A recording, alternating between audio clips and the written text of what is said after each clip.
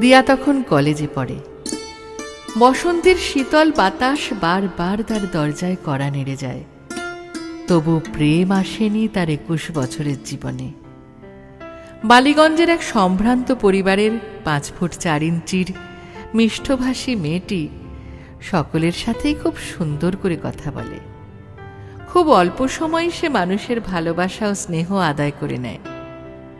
রোজই ভোরে উঠে ঢাকুরিয়া লেকে সাঁতার কেটে বাড়ি ফিরে তৈরি হয়ে কলেজ যায়।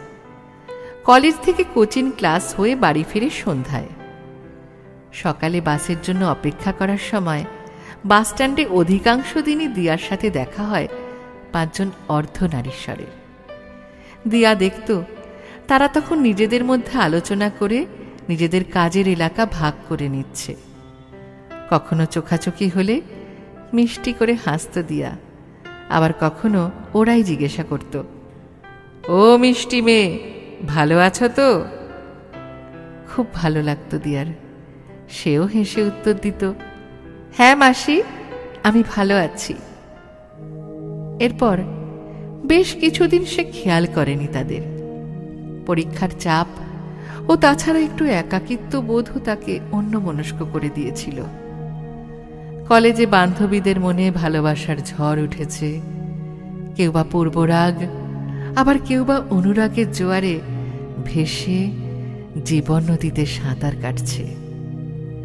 দিয়া বন্ধুদের মনের সবটুকুই অনুভব করে, কিন্তু তার নিজের মনের দরজার কপাট সে শক্ত করে এঁটে রেখেছে। অনেকেই যে তাকে পছন্দ করে সে বোঝে, কিন্তু তার থেকেও বেশি বোঝে সে তার বাড়ির লোকেদের কঠিন মনোভাব। প্রেম ভালোবাসা তারা কোনোদিনই মেনে নেবেন না, আর অশান্তি করে 7 পাকে বাঁধা পড়া আর বিপাকে পড়া তার কাছে একই ব্যাপার। তাই ডান হাতের তীর আঙুলে কলম ধরে মনের ইচ্ছাগুলোকে কখনো কবিতার রূপ দেয়, আবার কখনো রং তুলি দিয়ে ক্যানভাসে এঁকে দেয় স্বপ্নগুলোকে। স্বপ্নের জগতে বিচরণ করাটা তার কাছে এক নেশার মতো। নিজের চাওয়া, নিজের স্বপ্ন, নিজের অদম্য ইচ্ছেগুলোকে কত সহজেই সে কবিতায় ও ক্যানভাসে ফুটিয়ে তুলতে পারে। এর জন্য সে কলেজে যথেষ্ট জনপ্রিয়তা পায়। আয়নাতে নিজের সাথে কথা বলে দিয়া, কত গল্প করে, ছবি এঁকে আয়নাকে দেখায়, তেমনি কবিতা লিখে আয়নার সামনে দাঁড়িয়ে নিজেই নিজেকে আবৃত্তি করে শোনায়। নিজেকে ভালোবাসার মধ্যে যে কি তৃপ্তি আছে সেটা যেন আর কিছুতে নেই। এভাবেও যে খুশি কিনে নেওয়া যায় সেটা বুঝে দিয়া আর একাকিত্ব বোধে কষ্ট পায় না। কলেজ ছুটি হওয়ার পর একদিন সে একাই যায় দক্ষিণাপনে নিজের জন্য কিছু কেনাকাটা করতে। বোহেমিয়ান সাজ তার বড় পছন্দ, কিন্তু নিজের ইচ্ছায় নিজেকে সাজাতেও যেন কোথাও একটা বাধা প্রাপ্ত হয় বাড়ির থেকে। অল্প কিছু কেনাকাটা করে ফেরার জন্য যানবাহন না পেয়ে বেশ সমস্যায় পড়ে। ঢাকুরিয়া ব্রিজ হেঁটে পার হয়ে গোলপার্ক অব্দি এলে সে বাড়ি ফেরার বাস পেয়ে যাবে, এই ভেবে হাঁটতে শুরু করে। হাঁটতে হাঁটতে হঠাৎ খেয়াল করে কয়েকটি ছেলে তার পিছু নিয়েছে আর কুমন্তব্য করছে। হাঁটার গতি বাড়িয়ে দিয়ে সে বোঝে পিছনে আসা ছেলেগুলো তাদের পা দ্রুত চালিয়ে তার কাছাকাছি আসার চেষ্টা করছে। আজকের দিনের মতো মোবাইল ফোন, অনলাইন ট্যাক্সি বা অটোর আধিক্য না থাকায় ঘড়িতে 8টাই যেন রাত্রি মনে হতো। মনের মধ্যে এমন ভয় সে কোনোদিন পায়নি। পা যেন আর চলছে না, বুকের মধ্যে অদ্ভুত এক ওঠানামা অনুভব করছে সে।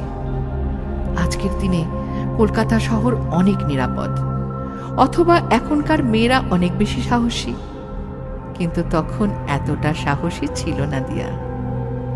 একবার ভাবল সব কিছু ফেলে ঊর্ধ্বশ্বাসে ছুটে ব্রিজটা পার হবে, নাকি রুখে দাঁড়াবে ওই অভদ্র ছেলেগুলোর সামনে। সাহস পাচ্ছে না একা, কি করবে সে? কিছু লোক হেঁটে যাচ্ছে ব্রিজের উপর দিয়ে, তাকে দেখেও যেন না দেখার মতো করে চলে যাচ্ছে তাদের গতিপথে।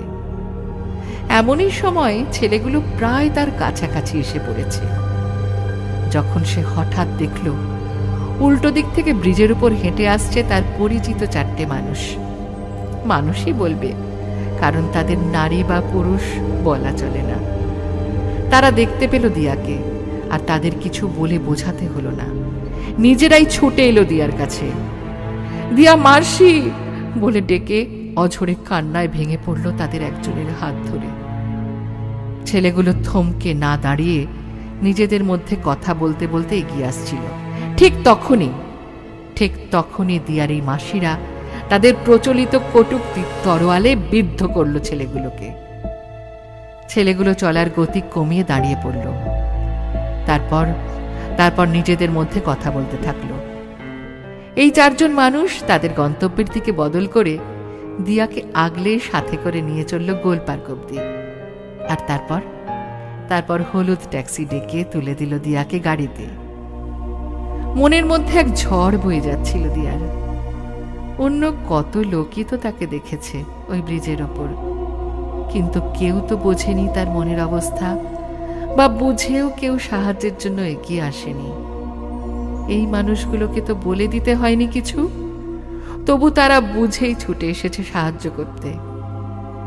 তাদের নিজেদের গন্তব্যে না গিয়ে উল্টো দিকে এসেছে অনেকটা পথ হেঁটে দিয়াকে নিয়ে।